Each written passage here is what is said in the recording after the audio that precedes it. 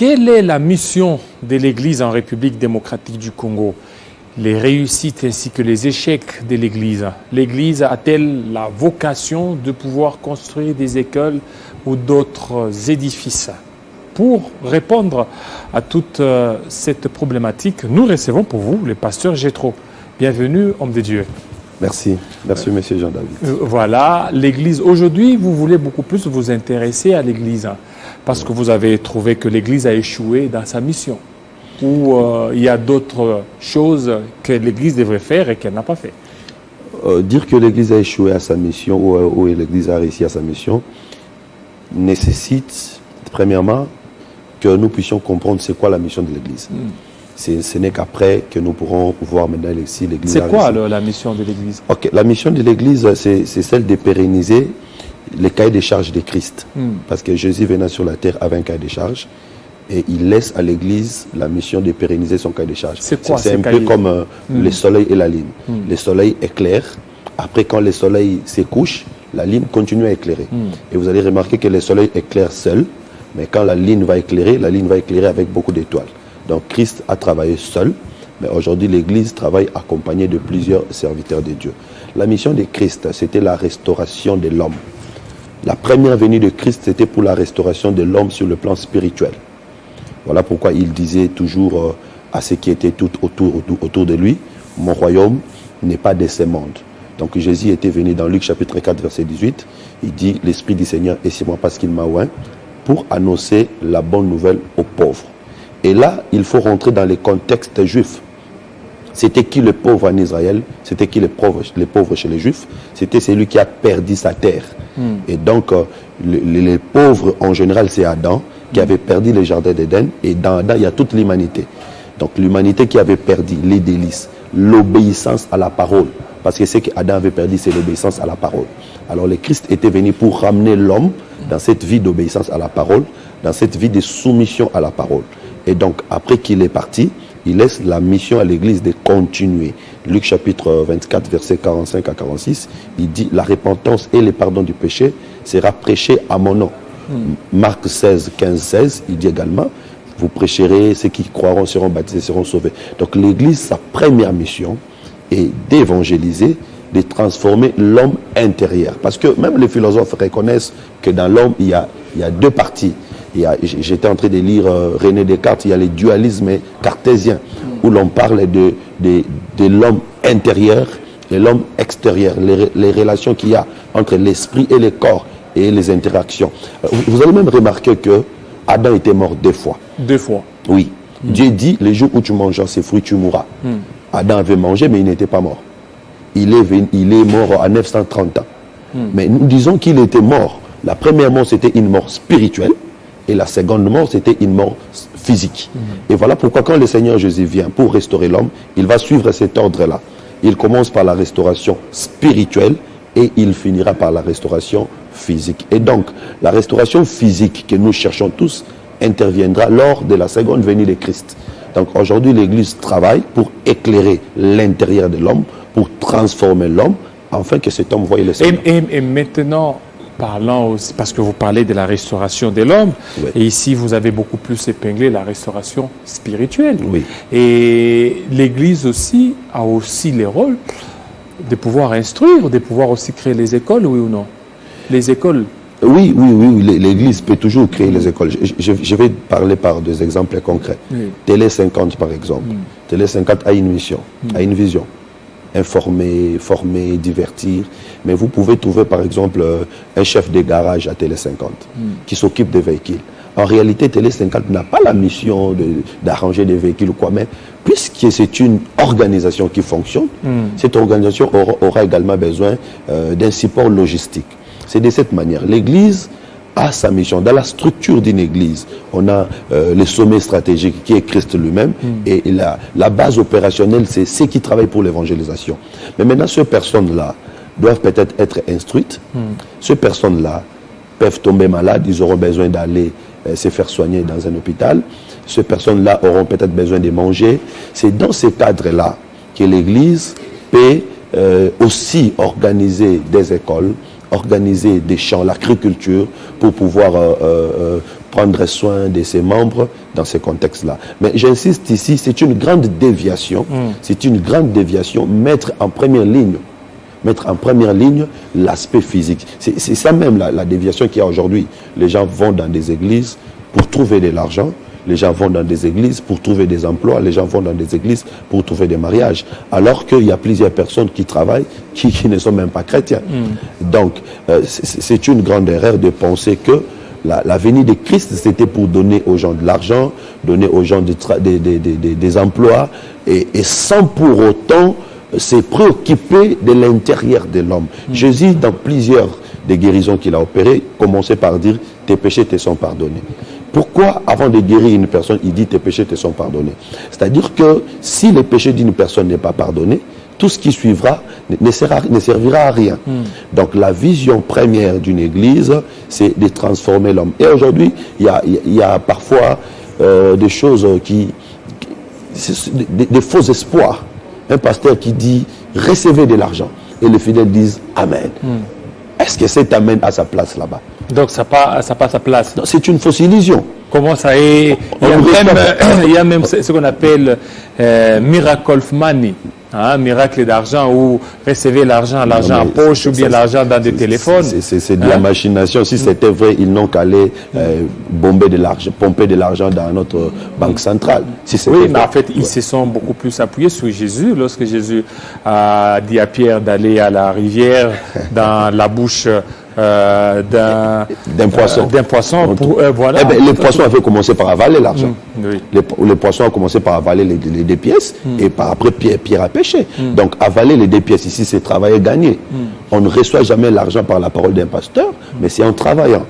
Donc, il y a comme ça des déviations. Alors, comment travailler? Mais c'est comme si la manière dont vous parlez, la restauration de l'homme, beaucoup plus le spirituel, vous ne mettez pas une emphase sur le travail des pasteurs, où les chrétiens doivent travailler pour avoir c'est de quoi manger, c'est de quoi se vêtir. C'est le second plan. C'est le second plan. C'est le second plan de la mission. Donc, l'homme de Dieu doit savoir insister sur le premier plan, et le second plan vient ensuite. Donc, celui qui vient à l'église reçoit un enseignement qui travaille son corps sur le plan holistique, totalement, qui commence par l'intérieur et finit par l'extérieur. C'est ça la procédure de Dieu. Et même Moïse, quand il a commencé par construire les tabernacles, Dieu lui a donné la formule. Vous allez remarquer dans Exode chapitre 25, Moïse a commencé la construction par les lieux très saints, finissant par les parvis. Donc il a commencé par l'intérieur pour finir à l'extérieur. Dieu commence par travailler l'homme de l'intérieur à l'extérieur. Supposons aujourd'hui que nous puissions créer des écoles, que nous formons des intellectuels, des politiciens, des économistes. Si ces hommes, si ces personnes ne sont pas travaillés intérieurement, ils ne nous produiront rien. Et c'est ce que nous subissons aujourd'hui. Donc si l'intérieur d'une personne est travaillé, et l'extérieur également produira. Donc nous ne nions pas que sur le plan physique, l'Église doit encourager les gens à travailler. Nous le faisons. Nous le faisons. D'ailleurs, nous avons toujours organisé des formations, nous avons toujours organisé des apprentissages, et même nous avons une vision d'agriculture. Nous le faisons toujours. Mais ce n'est pas ça notre mission première. Donc notre mission première, c'est de transformer l'intérieur des personnes. Et n'oubliez pas, nous sommes ici sur la terre en attendant les retours du Christ. Donc nous ne pouvons pas perdre de vue que nous sommes passagers. Nous allons un jour entrer... Est-ce que c'est vraiment une réussite de la mission de l'Église ici au Congo? D'abord, nous devons définir l'Église. L'Église du grec « ecclésia » qui veut dire « aller hors d'eux ». Nous avons deux sortes d'églises. Nous avons l'Église locale et l'Église corps du Christ, qui est une Église mystique. Donc l'église locale, c'est ce que nous voyons, des personnes réunies dans un endroit, mais l'église corps de Christ est spirituelle. C'est l'ensemble de tous les croyants. Et nous disons que l'église corps ne peut jamais échouer, parce qu'à ce niveau, c'est qu'est-ce qui est en train de travailler. Et l'église corps travaille dans le silence. C'est comme la construction du temple de Salomon, il y avait des étapes. La première étape, c'était la carrière, où on brisait des pierres, il y avait du bruit. La deuxième étape, c'était les temples. Donc une pierre à qui on a donné la forme, allait maintenant entrer dans les temples. Donc, dans la construction du temple, il n'y avait pas de bruit. Mais dans la carrière, il y avait du bruit. La carrière, c'est ça nos assemblées locales. Il y a des scandales, il y a des problèmes, oui. Mais dans l'église corps, il n'y a pas de bruit parce que là, le Seigneur est en train de faire entrer ceux qui sont arrivés à la perfection. Alors, nous disons que l'église corps continue sa marche. Et l'église corps ne peut jamais être fermée. Même si on va obliger fermeture des assemblées, l'église corps ne saura jamais être fermée parce que c'est une église spirituelle. Maintenant, l'église locale. L'église locale a des réussites. Oui, l'église locale a des réussites. Aujourd'hui, on parle de Jésus presque partout. C'est une réussite. On parle de Jésus presque partout. Et nous disons même la multiplication des églises n'est pas forcément mauvaise. Donc, c'est une réussite parce que l'apôtre Paul l'avait aussi dit dans Philippiens chapitre 1, verset 18. Il dit qu'il y a des personnes qui annoncent Christ par motif impire. Il y a des ceux qui annoncent également par bonne raison. Mais dans tous les cas, Christ n'est pas moins nommé. Donc, la première réussite, c'est qu'aujourd'hui, tout le monde parle de Christ. J'étais en train de passer un jour devant une église catholique. J'ai entendu un prêtre qui était en train de dire aux fidèles, récitez après moi, Bando Kibakoko Kangate, Bando Kibakoko Kangate. Moi, j'ai dit, waouh, ça, c'est du copier-coller. Donc, vous sentez quand même que l'église de réveil a apporté vraiment un réveil, même aux prêtres catholiques. On parle de Christ partout, c'est une bonne chose. Et Christ selon l'église des réveils ou Christ selon la Bible? Bon, je sais qu'il y a également des petits problèmes doctrinaux. Je pourrais peut-être en parler à la fin de l'émission. Mais Christ selon la Bible, Christ, les gens au moins connaissent Christ.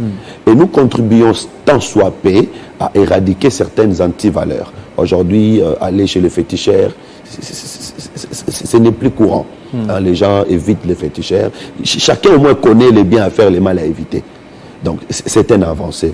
Et maintenant, il y a également des déviations qui ont été pérennisées par les aînés. Par les aînés, ceux qui ont amené l'évangile, le fameux message de la prospérité, grâce aussi, le message de la grâce mal comprise, message de combat spirituel mal expliqué. Il y a certaines choses comme ça qui aujourd'hui dérangent. Et donc nous, avec la petite grâce que le Seigneur nous a accordée, nous faisons un effort pour pouvoir arranger parce que chacun a sa grâce. Et donc nous disons qu'il y a des points de réussite, il y a également des points à arranger, à aménager. Donc puisque l'État est encore là, l'Église n'est pas encore enlevée, nous croyons que nous allons y arriver parce que, souvenez-vous dans Matthieu chapitre 25, il y a des étapes. On dit, les vierges étaient toutes en train de dormir, il y a la voix qui dit, voici l'époux, allez à sa rencontre. Donc il y a des étapes. Quand on dit voici l'époux, c'est le temps où nous sommes en train de montrer l'époux qui est Christ. Il y a également un temps où on dira allez à sa rencontre, ça c'est l'enlèvement. Donc pendant que nous sommes en train de dire voici l'époux, vous allez remarquer qu'il y avait 5 qui étaient prêtes pour rencontrer l'époux. C'est la véritable église aujourd'hui. Il y a également 5 qui ne sont pas prêtes. C'est cette église-là qui est encore distraite. Donc nous disons que le travail est en train d'être fait. Il y a la bonne et la mauvaise. Nous croyons, le Seigneur Jésus avait même dit, laissez-les croître ensemble. Donc, le Seigneur veut que la bonne puisse avoir une victoire sur la mauvaise. Le Seigneur n'avait pas voulu qu'on puisse arracher les mauvaises herbes. Il a dit, laissez-les croître ensemble, parce que sa stratégie est que la bonne église doit gagner, doit vaincre le mal. Et je crois que la véritable église finira par vaincre le mal parce qu'elle ne sera jamais corrompue par tout ce qui se passe aujourd'hui. Voilà, parce que vous parlez des échecs, entre autres vous voyez beaucoup plus le message mal enseigné, des pratiques qui sont mais l'église en soi, l'église des réveils ou l'église indépendante, un certain temps, c'est que vous aviez combattu dans les années passées, c'est ce qui est en train d'être fait aujourd'hui. Au niveau de l'accoutrement. Dans l'église des réveils ou dans des églises non catholiques, ils étaient contre l'accoutrement des toges. Actuellement, ça commence à beaucoup plus être beaucoup plus visible. C'est une déviation. C'est une déviation. Vous savez, il y a une différence. Peut-être que certaines personnes ne savent pas. Il y a une différence entre l'église des apôtres et l'église catholique. L'église catholique n'est pas l'église des apôtres. Donc, ce que nous sommes en train de faire aujourd'hui, c'est retourner à l'église des apôtres. Parce que c'est seulement quand tous les apôtres sont morts que l'église catholique a vu les jours, en 313 après Jésus. Et c'était avec des fins politiques. L'empereur Constantin voulait régner à travers l'église. Et donc, l'église catholique avait une vision, c'était créé par des hommes pour des fins politiques. Et après, il y a Luther qui est sorti de là. Et Luther sortant avait également gardé certaines choses des catholiques, dont on retrouvait pratiquement catholiques chez les protestants.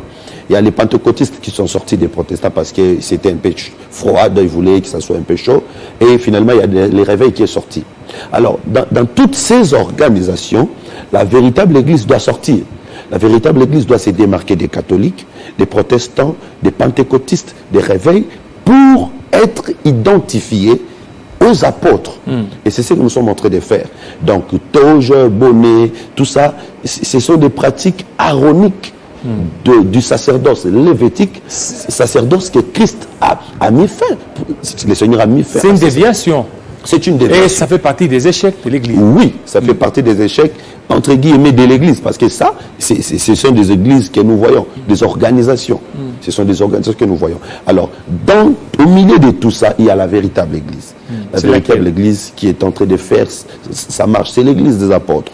L'Église des apôtres qui n'est pas identifiée aux hommes. Parce qu'aujourd'hui, quand vous citez le nom d'une Église, vous voyez directement la photo d'une personne apparaître. Mais l'Église des apôtres n'est pas identifiée par une personne. Est-ce que cette église des apôtres dont vous faites allusion, elle se trouve dans l'église des réveils, dans des églises indépendantes? Parce que l'église des réveils, c'est un courant ou un mouvement. Il y a d'autres qui ne font pas partie des églises des réveils. Et maintenant, l'église des apôtres se base de quoi? Vous dites... Oui. Déjà, quand vous devez l'identifier. Quand on dit église des réveils, c'est qu'on confirme qu'on était en sommeil, qu'on dormait, et à un moment, on s'est réveillé. Alors que la Bible dit les solides fondements. Et d'ailleurs, cette église des réveils, elle est très politisée actuellement. Il y a de leaders là-bas, comme à l'église. Comme chez les musulmans. Voilà, comme chez les musulmans. Tout est politisé actuellement. On voit FCC Cash même dans l'église des réveils. C'est ça aussi. C'est pourquoi j'ai dit que la véritable église doit se démarquer. Et des catholiques, des protestants, des pentecôtistes, des réveils, pour s'identifier à l'église des apôtres. Elle est où maintenant cette église?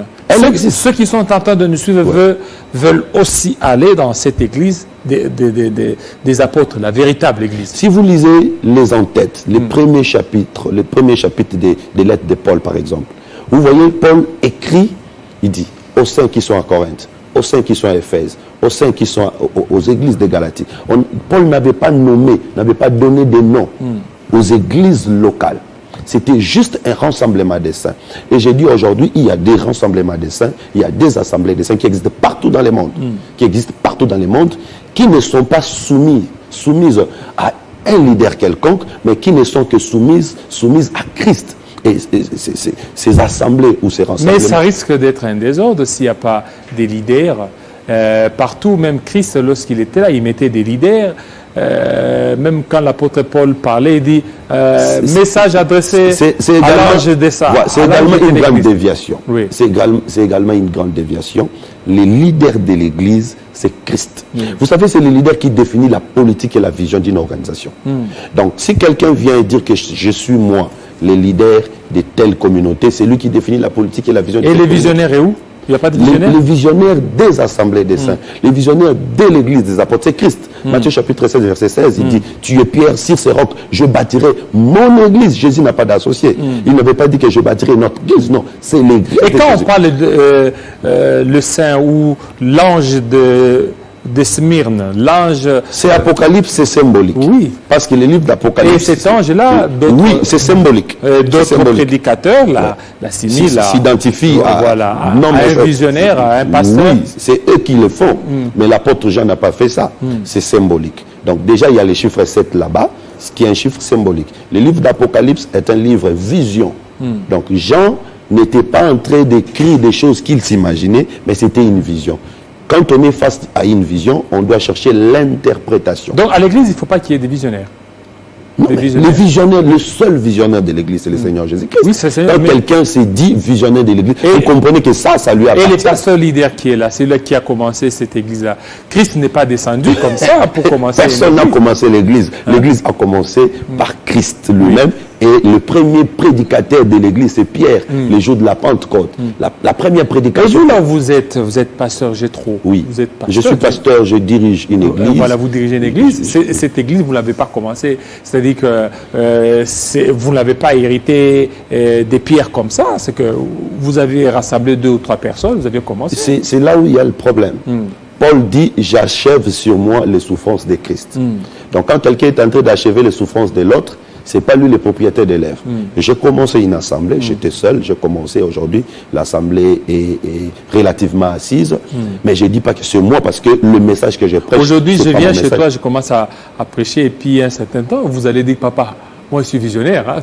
Non, je ne peux pas dire ça. Nous fonctionnons pas comme ça. Ouais. Donc nous sommes tous dirigés par la parole. Vous savez, quand Salomon élevait l'épée pour trancher, parce que Salomon résolvait les problèmes par l'épée, l'épée lui dépassait aussi. Et aujourd'hui, l'épée, c'est la parole. Donc, pour résoudre des problèmes, l'épée doit nous dépasser tous. Et même dans les déserts, c'était la colonne de feu qui dirigeait et Moïse et le peuple d'Israël. Aujourd'hui, la colonne de feu, c'est le Saint-Esprit qui dirige et le pasteur et le fidèle. C'est pourquoi aujourd'hui, nous assistons dans des scènes où les pasteurs engrossent une femme et d'autrui et on les laisse. Parce que c'est lui, c'est son histoire, c'est sa vision. Quand il meurt, il remplace son fils.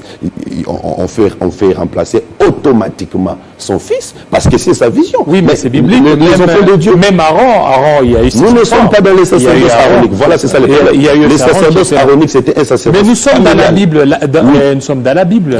Effectivement. Et dans la Bible, nous n'allons pas prendre cette partie et puis rejeter l'autre. Bien sûr qu'il faut... Il nous a fait un royaume des sacrificateurs. Ça, c'est spirituel. Oui, effectivement. Ça, c'est spirituel. Aujourd'hui, si vous, tel que dans la famille, tel que vous êtes dans la famille spirituelle et non de la famille biologique. Tel que vous êtes là, vous aimeriez aussi qu'un de vos fils biologiques puisse emboîter vos pas. Bon, et s'il devenait pasteur, s'il devenait pasteur, gloire à Dieu. S'il devenait pasteur, gloire à Dieu, ça ne veut pas dire qu'automatiquement il doit être mon remplaçant si je ne suis pas là. Non. S'il devenait pasteur, gloire à Dieu, il peut travailler là où je suis, c'est bien, il n'y a pas de problème. Et vous pouvez même le wendre puis l'établir. Non, mais chez vous aussi, il ne faut pas qu'il y ait des fraudes. Chez vous aussi, vous parvenez aussi à wendre, à établir les pasteurs bien sûr, les Saint-Esprit, les 5 ministères. Ah bon, les 5 ministères. Les 5 ministères fonctionnent dans l'Église. Donc chez vous, il n'y a pas de leader, vous êtes tous égaux. En tout cas, le ministre, c'est vrai qu'il y a le respect des droits d'aînesse. Il y a de ceux qui sont arrivés avant. Il y a également des pères qui ont, par qui les autres ont vu la lumière. C'est comme David dit. Qu'est-ce que vous faites dire ça?